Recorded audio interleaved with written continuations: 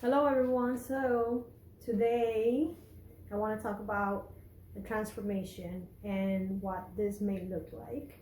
So transformation is a change. You're changing something or you're changing a lot of things. So we're going to be talking about transformation in regards to an organization.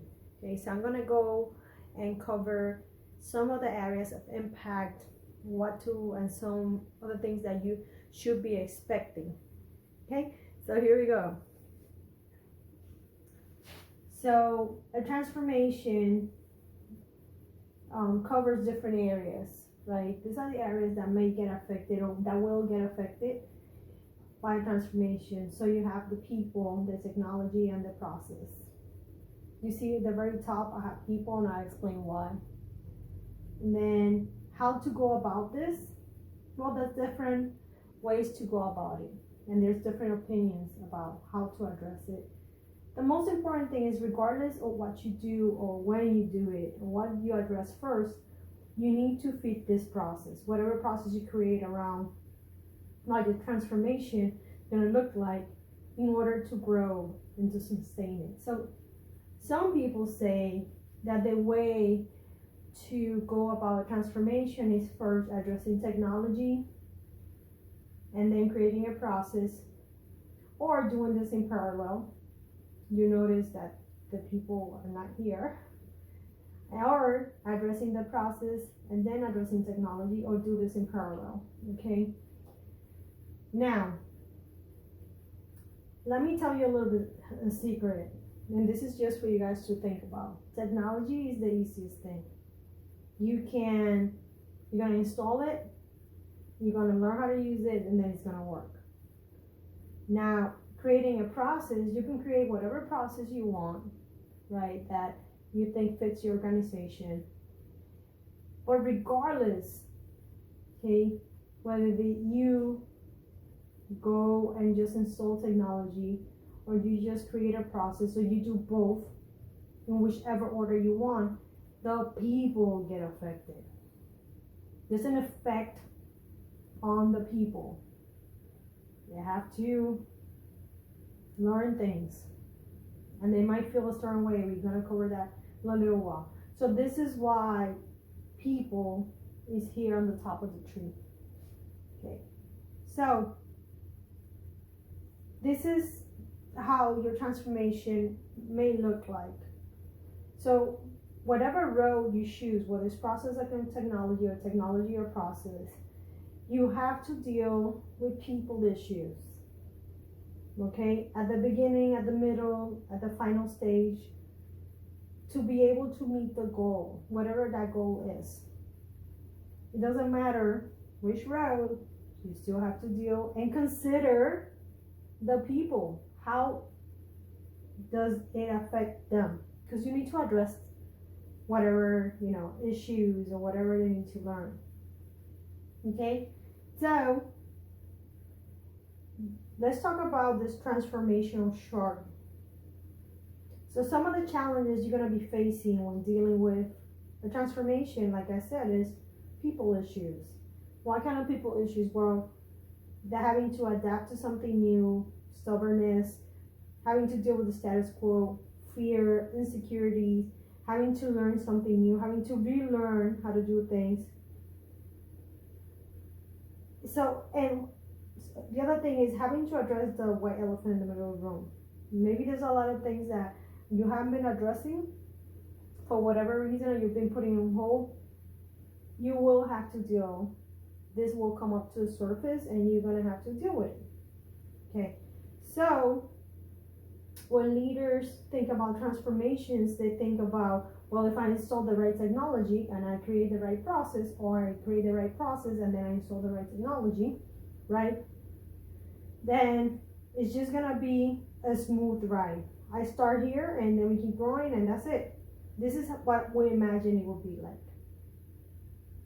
Reality is a bumpy ride. Okay, so it might look like this. You might be okay with it, not okay, a little bit of learning, again, some issues, whatever. We get used to the process for a little while, then something happens, and again, people are not they're just feeling a certain way, until we actually have something that is adapted in the culture of the company. Okay?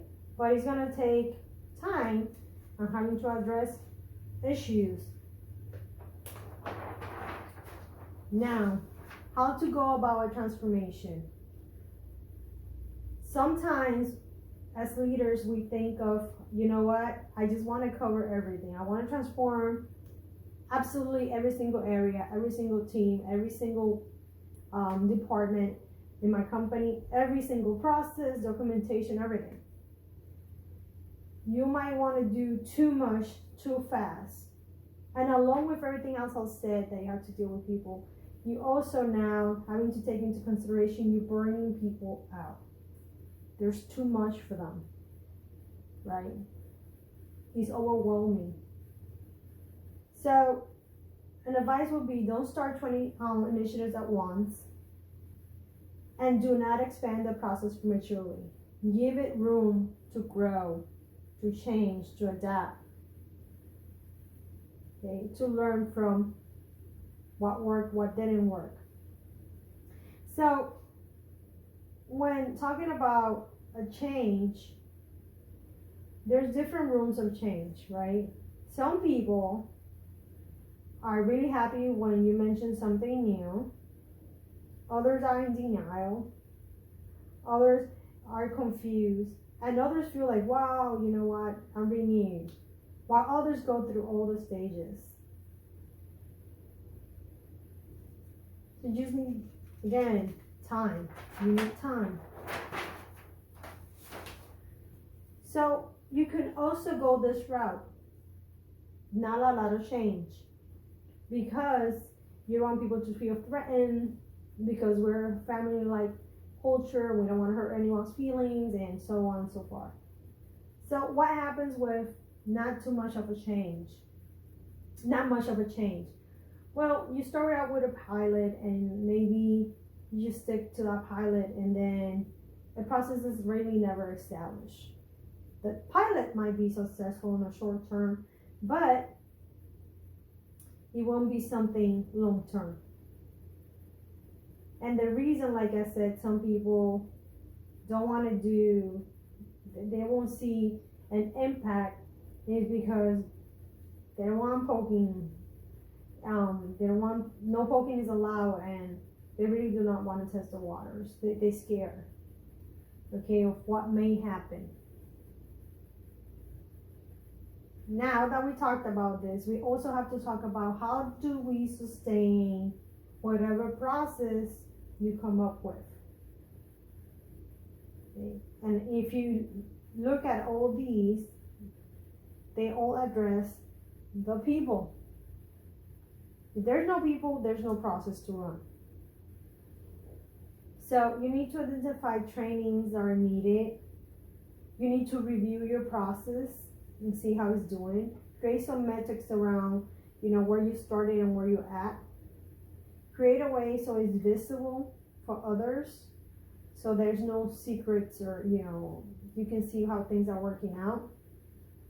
Provide the support needed, again, with the trainings, providing the right tools, providing the teaching, the mentoring, the coaching that people may need.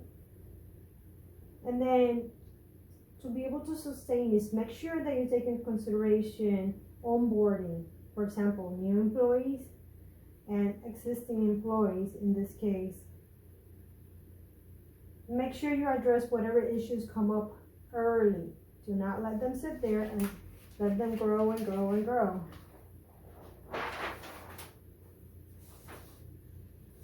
So the knowledge to keep growing the process really lies on the people, right? How we need to grow it, to adapt it, to make things work. It's really gonna lies around the people. So for this, we need to establish a way that we have open and safe communication, where people can express what's working, what's not working, and come up with solutions and be able to tweak the process. It's gonna take time and effort, okay? And it's just like a little step at a time until you reach your goal.